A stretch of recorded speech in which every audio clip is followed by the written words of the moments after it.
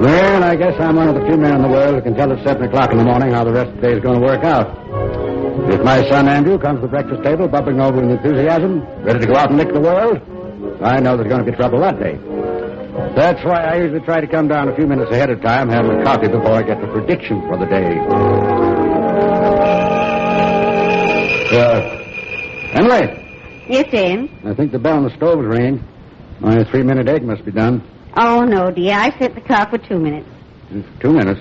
Yes, that way, when the bell rings, I still have another minute to take care of anything I might be doing. How do you know when the other minute's up? Oh, silly. I look at my wristwatch. That's quite an idea. I can see now I've never been able to boil an egg right. Oh, James, now before Andy comes down, don't forget, today is his birthday and we're giving him a surprise party tonight. I remember, Emily. Now remember, don't give anything away. Not a word about his birthday. Yes, Emily. Good morning, Mom and Dad. What a day. This is the kind of a day I wake up, smell that fresh air, see that glorious sun, and shout, "Good morning, world! I'll lick you today, world!" It's a good thing the world doesn't hear you. Well, I guess the greater part of it does.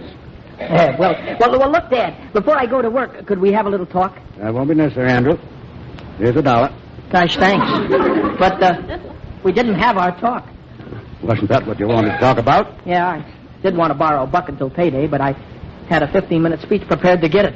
Don't you even want to hear part of it? Well, now you see, Andy, your father gave you that $1 today because... Emily, don't... Oh, I'm sorry. Well, thanks again, Dad. By the way, if you'll read this little piece in this morning's paper, you'll see why I need the money today. Here, read. Well, it says here, last night in impressive ceremonies, Andrew J. Hardy, young businessman of Carville, son of Judge and Mrs. James Hardy, was duly accepted and installed as a member of the Carville Junior Chamber of Commerce. That's right. Oh, that's wonderful. Well, congratulations, son. Thanks. It was bound to happen sooner or later. I was given one of the more important jobs with the C of C. Oh, Andy, you joined the Knights of Columbus, too? Emily, C of C, that's Chamber of Commerce. Of course. I've been named official greeter for the organization. Meet any visiting dignitaries to the city. Attend official receptions. You know, all the things which require somebody who can put up a classy front. I see. And you have the classiest front in the C of C, huh? Wait until you hear who I'm playing host to today, too, Dad. Miss Inga Ludwig, the international skiing champion. She's stopping in town to give a skiing demonstration at Miller's Sporting Goods store. Skiing? Uh-huh. But, Andy, there's no snow in Miller's store. I know. It's going to be tough sledding. Get it, Mom? No snow, tough sledding? That's pretty good. You mean that you've been appointed to show this famous lady around? That's right, Dad. Meet her, pose for a few pictures in the store, take her to lunch, pose for a few more pictures. Oh, I can certainly see why you needed that extra $1. No, the $1's for myself, Dad. The chamber gave me the money to show Miss Ludwig around. They cleaned out the treasury for this event. I certainly hope Miss Ludwig will get a favorable impression of Carville on $1.35.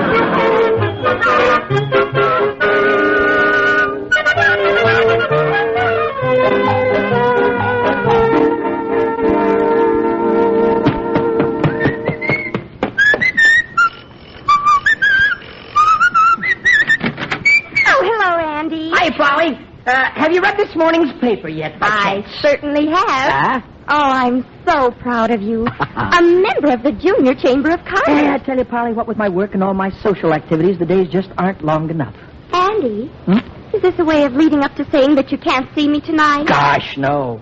It's the days that are short. I've got plenty of long nights to spare. Well, it's a good thing. That date tonight is very important.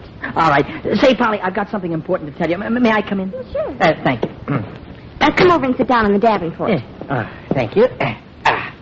A lot of women aren't very understanding about certain things. I mean, if some girls were to hear that their boyfriends took another girl to lunch, they'd become very jealous. Yes? Polly, I have to take Inga Ludwig, the international skiing champion, to lunch today. It's for the Junior Chamber of Commerce, of course.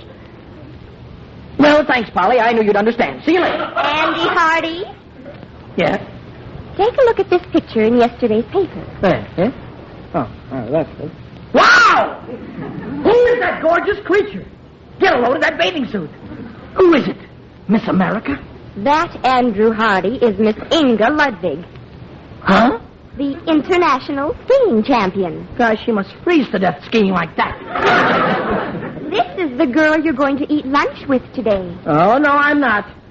Who could eat sitting next to something like that? If you get all silly over this girl... Now, Polly, I told you this was strictly business. Just a simple social function. What could happen at lunch? She's just an ordinary girl who happens to look like an angel and ski like a champion. What does that mean to me? Oh, silly. What could I possibly see in her? Well, I must admit you're not a very ideal couple. It says in the paper that she's 25 years old and stands 6 feet 2. 6 feet 2? Polly, let's not fight this thing. She's bigger than both of us.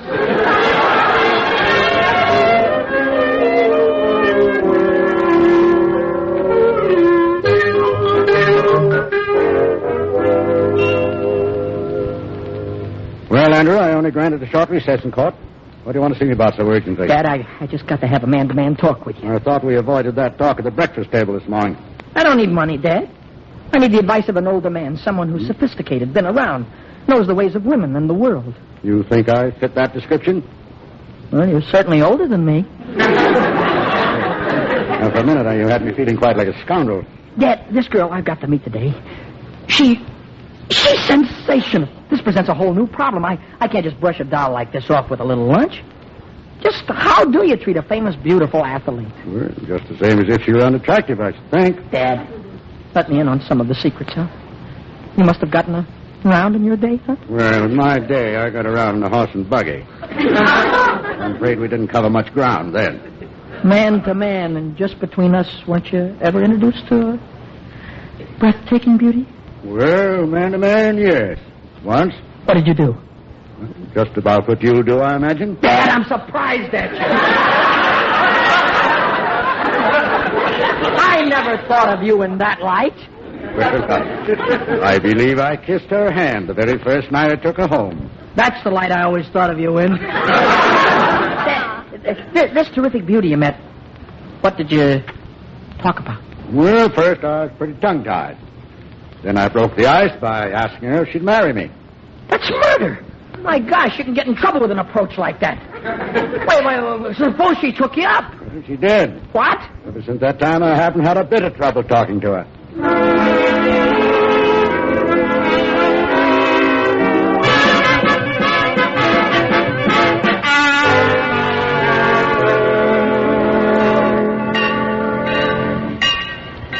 There she is. That Tinker Ludwig over there, Andy.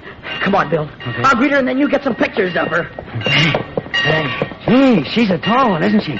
You'll have to photograph her in sections. Miss Ludwig. Miss Ludwig. Yeah, I am Miss Ludwig. How do you do? I'm Andrew Hardy, Junior Chamber of Commerce. Such a small chamber of commerce. Well, on behalf of the city of Carmel, I am here to welcome you and extend the warmest hospitality.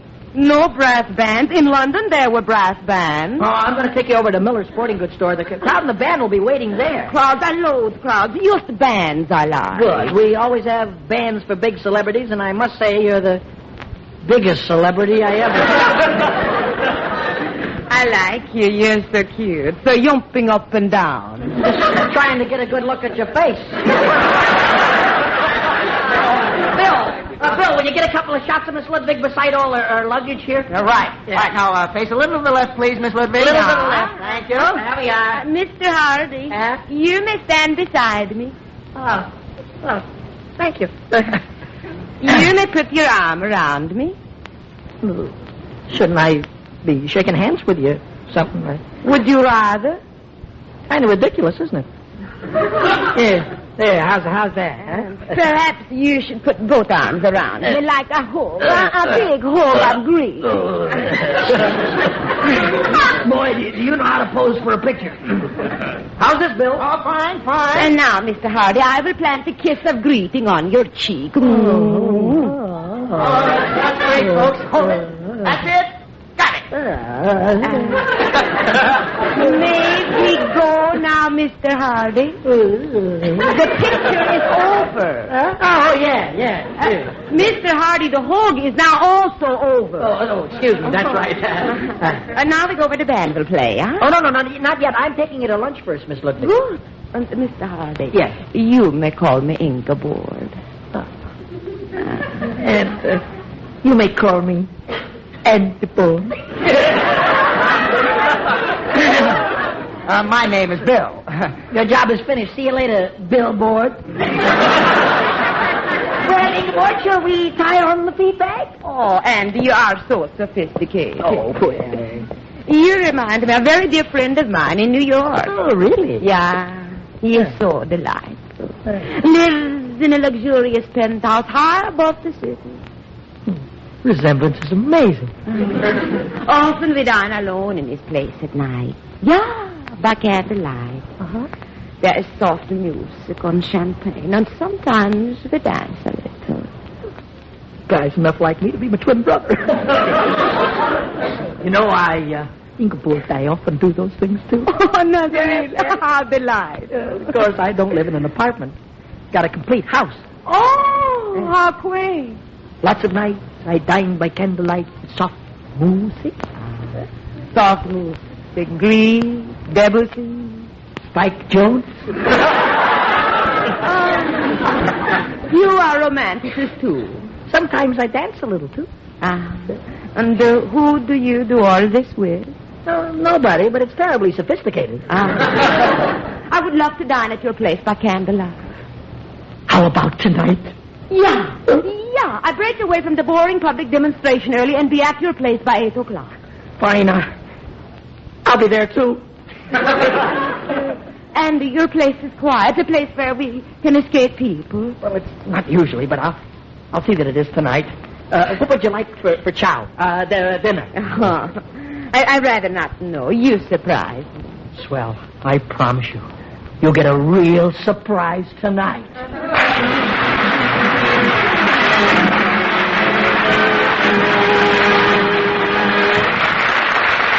In a moment, we will return to the Hardy family. But first, a word from your announcer.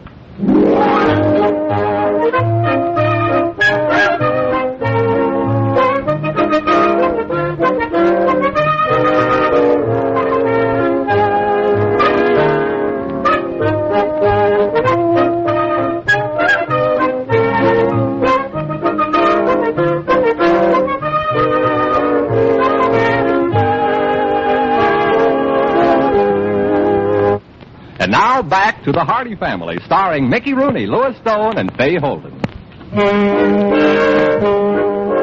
You know, each year I'm faced with the problem of what to give Andrew on his birthday. Seems no matter how hard I try, I never seem to get the right thing. Last year, for instance, knowing how fond he is of the movies, I said, Andrew, how about the two of us going down to see Lana Turner tonight? And he said, Gee, swell, Dad. But who'll we get for you?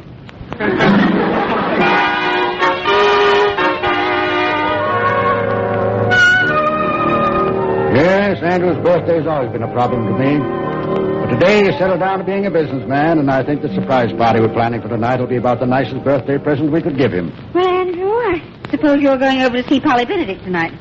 No, don't think so. Dad, why don't you take Mom to the movies tonight? You both had a hard week. Do you good to get out, huh?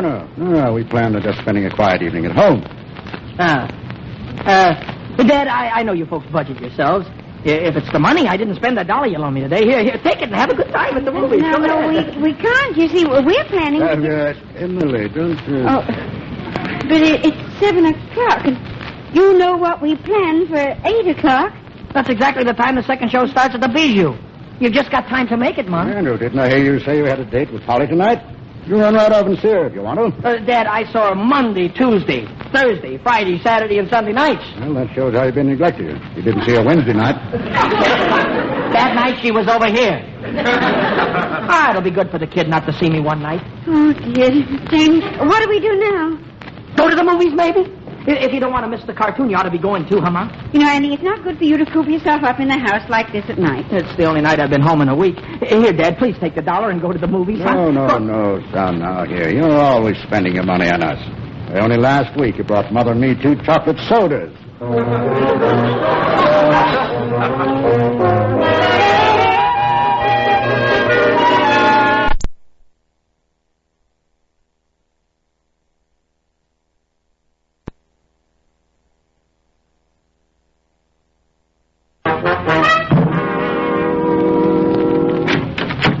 Oh, hello, Polly. Am I glad you came over? We just can't get Andy out of the house.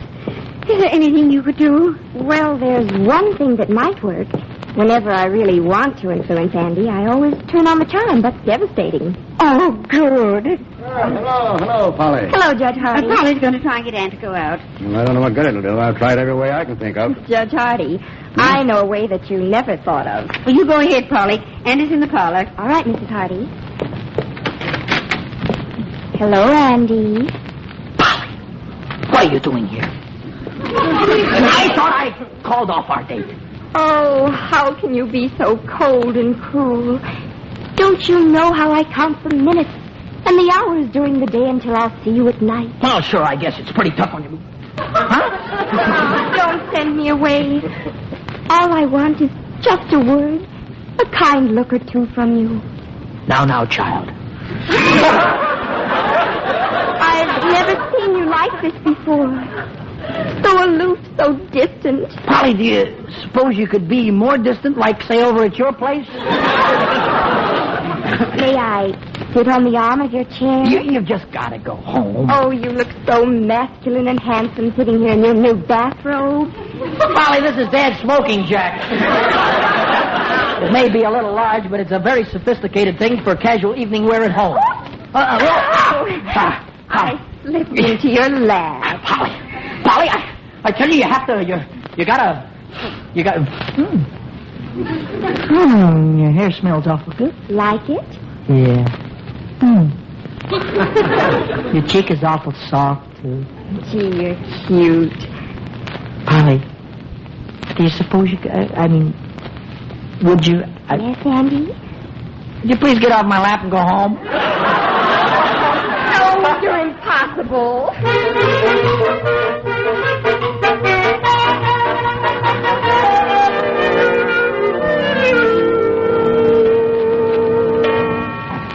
Mom, Dad, it's 8 o'clock.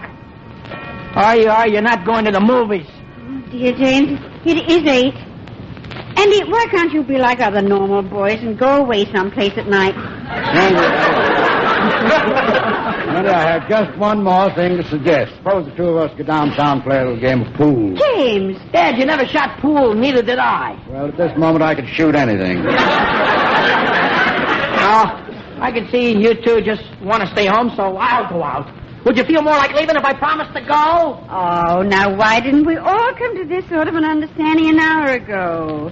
Well, that's a splendid idea. You go first and we'll follow. No, Mom. You go first, and I'll lock up the house. Goodbye, son.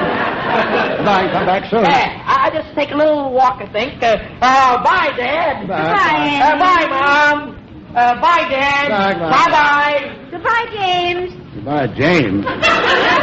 Emily, we're together, remember? Oh, yes, that's right. Well, good night. I can't stall any longer. I got to catch some before... see you later. Oh, James. He's actually out of the house. Well, he hadn't gone pretty soon. We'll have to put another candle on that birthday cake. James, I just thought... Suppose he doesn't come back for hours. He'll be back before long. Every girl he knows will be out. They're all coming here. Oh, it's going to be so exciting. When we get everything arranged, we'll all hide and turn out all the lights. It's not just dying to see the expression on the boy's face when the lights do go on and 20 people go.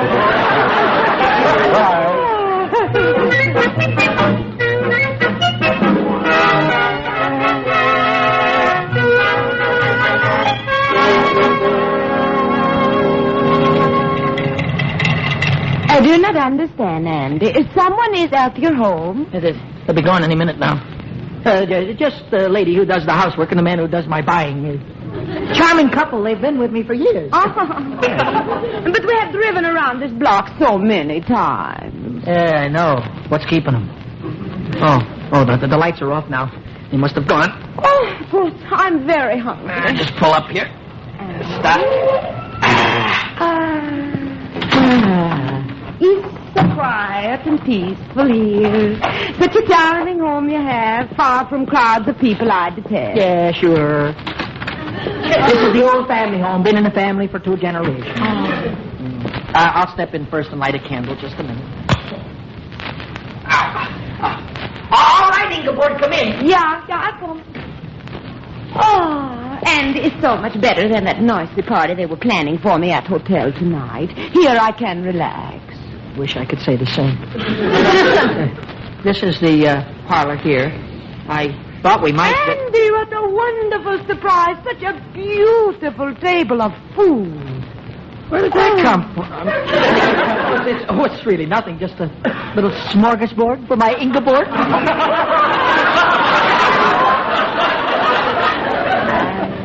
Sit down here beside me. Now? Shouldn't I put a little soft music on? That can come later. Sit down. Still don't see how to Sit closer. This is wonderful. What are you thinking, Andy? You might laugh. Oh, no. Tell me. Well, I was thinking. Yeah? How are we going to eat 4 dozen sandwiches? Forget food now. You talk. Sure. What sophisticated subject shall we discourse on? Are you interested in sports? Love sports. Are you perhaps interested in skiing? Huh? Have you ever done any skiing? Well, I don't like to brag, but I practically made it my life's work. This last winter, I won first place in skiing in the Alps, you know. Well, I never entered any contest, but I'll bet I can run you a close second. You're full of surprises. I never would have guessed. That's nothing. Wait until you see the real surprise I've got planned. Andy, why did you turn on all the lights? I didn't turn them on. Happy birthday to you. Happy birthday to you. Happy birthday, dear Andy. Happy birthday to you. My birthday, Mom. My gosh, my birthday. Happy birthday, Andy. Thanks, Bob. Mom, so that's why you were trying to get me out of the house all night. Johnny, you should have been a lawyer. I've never seen anyone put up a better defense. Crowds. I hate crowds. Mr. Hardy, you are a fake. Goodbye. Andy, who was that? Gosh, Mom, I don't know. More people got in here when the lights were off.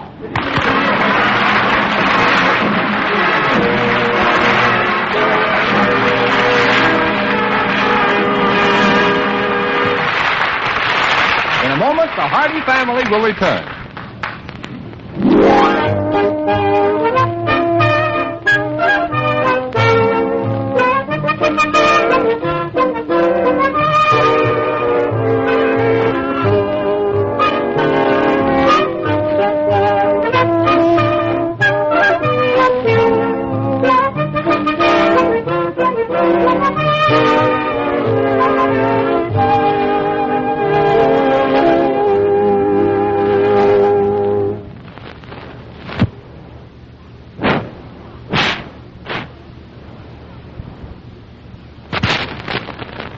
And now, here again is the Hardy family. Gosh, Polly, it was sure swell of you and the folks to throw this party for me. I don't know when I've had such a good time. Well, it seems to me you were having a good time before the party. Oh, well, What? Andy, I really think I should straighten you out on your sports. What do you mean? Well, before the lights came on, I was close enough to hear what you and that woman were talking Oh, about. but believe me, I haven't got any idea how she got in there. Yes. Well, I think I can guess. Anyhow, for your information, skiing and skiing are the same thing. Same thing. Oh, you poor misguided child. Hey, what are you stopping here for? I'm going to straighten you out on your sports. Skiing is sliding downhill on snow. Uh-huh. And this, my dear girl, is she. What? She? Lucky girl, you're getting lessons from the champion. Champion? Come here.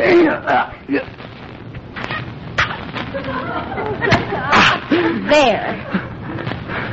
Gosh, the winner, a new champ.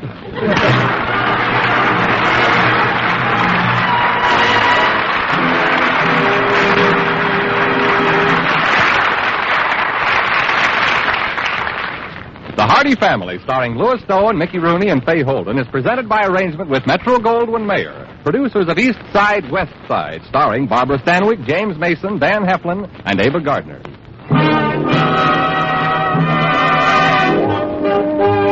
The Hardy Family is written by Jameson Brewer and Jack Rubin, based on characters created by Urania Ruberall. Direction is by Thomas A. McAvity. Original music was composed and conducted by Jerry Fielding. Supporting cast included Eleanor Tannen, Betty Lou Gerson, and Tom Brown.